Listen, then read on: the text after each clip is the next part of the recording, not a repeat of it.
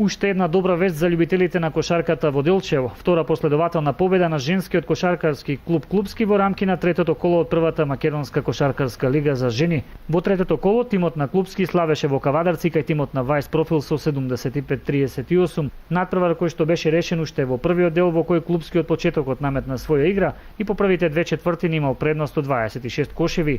Најдобар поединец во тимот на Клубски беше поранешната кошаркарка на Вајс Профил Ангела Ставрова, која уфрли 18 поени.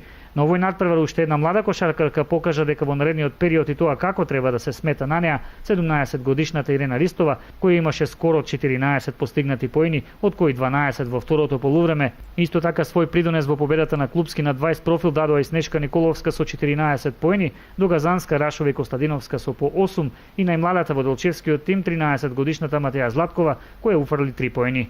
По третото коло лидер во првата македонска женска кошаркарска лига е тимот на Бадел со 6 поени пред Студенти Клубски кои имаат 5.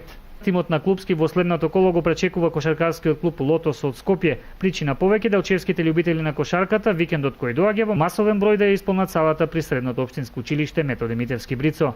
Инаку освен надпреварот Клубски Лотос кој што се игра на 14 ноември, во следното коло уште играат и Бадел Вајс Профил, а во последниот надпревар тимот на Шкупи ќе го пречека Студент 2015.